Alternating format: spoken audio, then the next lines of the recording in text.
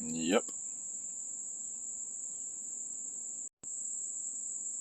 You done?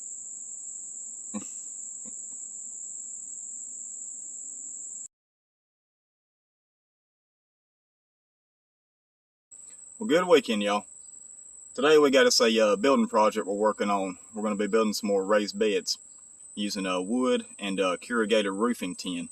And let me show you what these beds look like once they're done. So these are the beds we're going to be building today. Pretty simple raised beds. Not much to it, but they last a good while. Treated lumber, of course this metal here.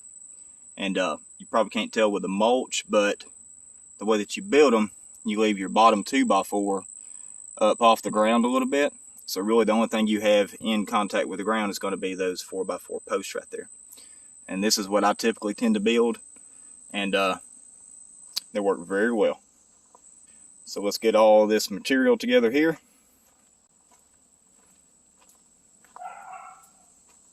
And let's get started. So first things first, when you cut your metal, you want to either use a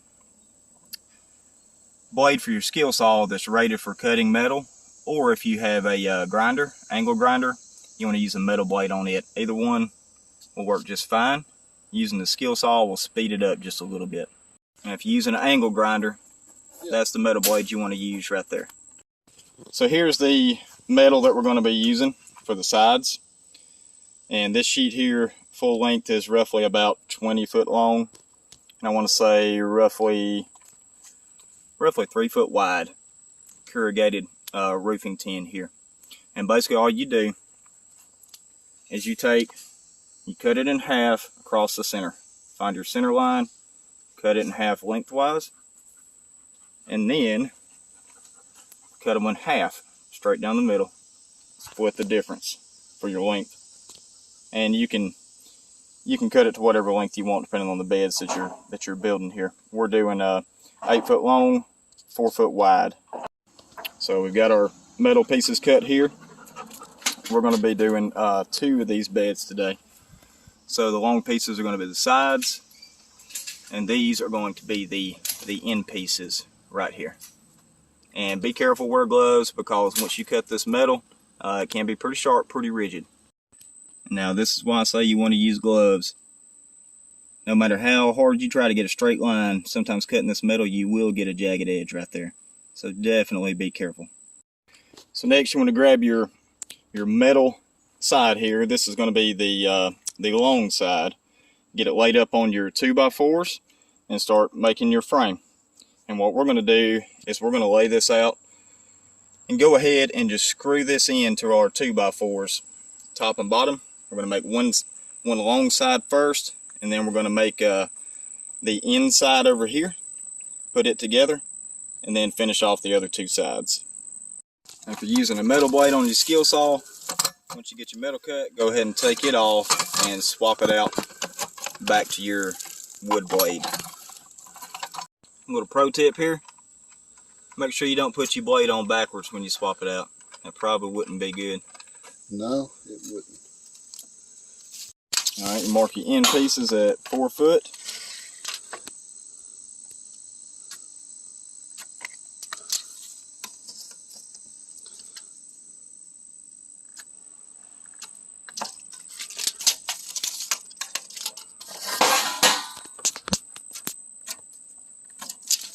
Pop your line on there.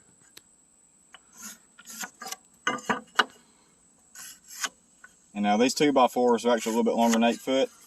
So you measure from each end, 4 foot from that end to here, pop your line, and do the same thing, 4 foot from that end, pop your line. So you're going to be cutting this center piece out. That's just going to be waste.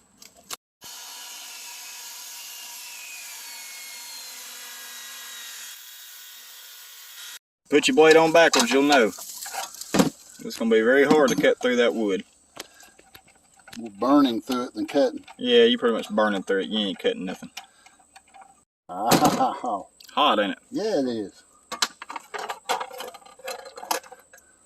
In this household, we call this hurrying because your wife said she needed it. Yeah, you get in a hurry, you're gonna put it on backwards. Oh no, I should know better. I've only been doing this for 40-something years. Hey, happy wife, happy life. If you're doing these dimensions, once you cut that at 4 foot, this is all the waste you're gonna have. Very little. Another pro tip, go ahead and work on your suntan while you're at it.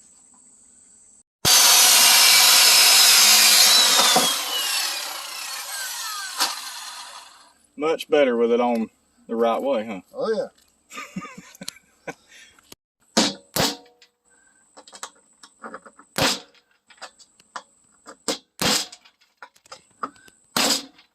Alright, so get your metal flush to your 2x4s on both ends.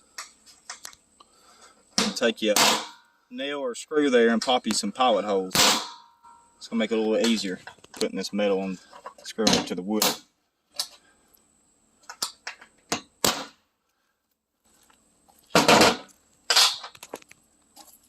Alright, so you want to use 1 1/4" screws to screw your metal to your wood with, coated.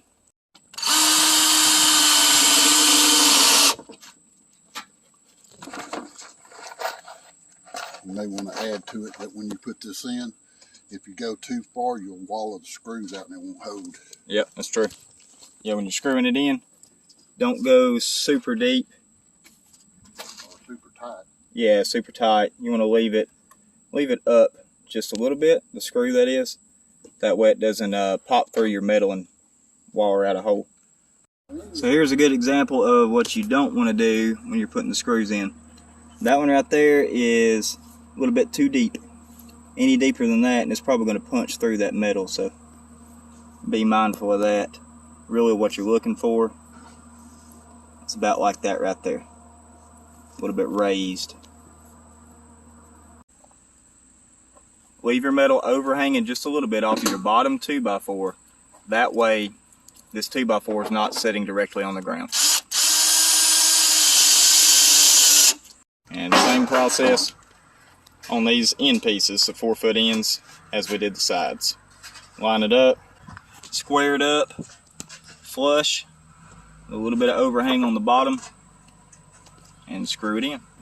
Alright, so the ends are done, 2 of those. Sides are done, 2 of those. Now for the post. 8 foot 4x4 post. 4 out of them. Yeah, we'll get 4 out of this. Measure it off at 2 foot. Cut you 4 2 foot lengths. Unless you're using a chop saw, if you're using just a skill saw, you need to go ahead and put your line on 2 sides here. Right, so 3. Or possibly even 3. Because you're going to make a cut on each side to get through this 4x4 completely. Oh, and I hear thunder. So they've been calling for rain for a month and hadn't had any. Looks like today might be the day. I'm not going to hold my breath. No. Not at all. 8 inches to allow for the lamps and stuff. So on your corner post, when you're screwing them on, leave them overhung on the bottom just a little, maybe a 1/4 inch to a 1/2 inch, something like that. That way, like I say, this 2x4 is not sitting directly on the ground. The only thing that is your 4x4 corner post. Alright, so you'll have to toenail your 3-inch screws into your 4x4 post here when you're putting your sides to your post.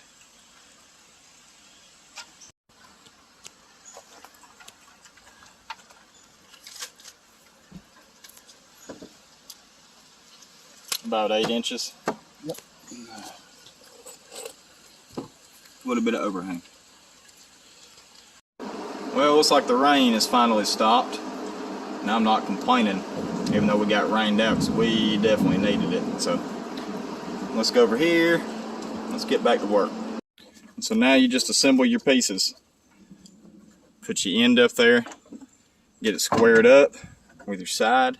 Take your 3-inch screws and toenail it in.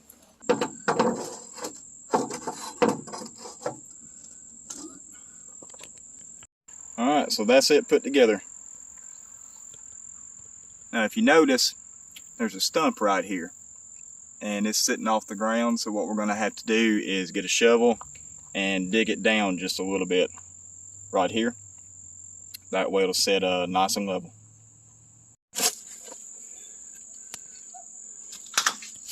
If you got to dig it down, take your soil, throw it in where your bed's going to sit.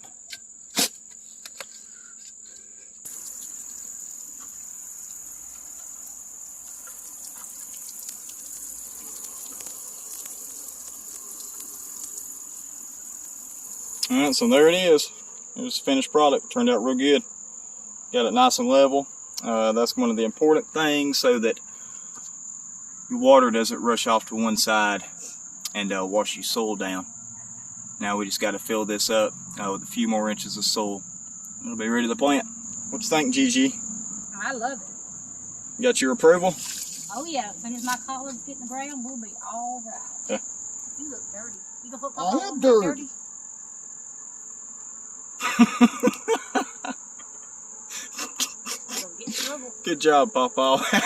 How you feel? My back hurts. Alright, y'all. Appreciate you watching. See you next time. Happy planting, everyone.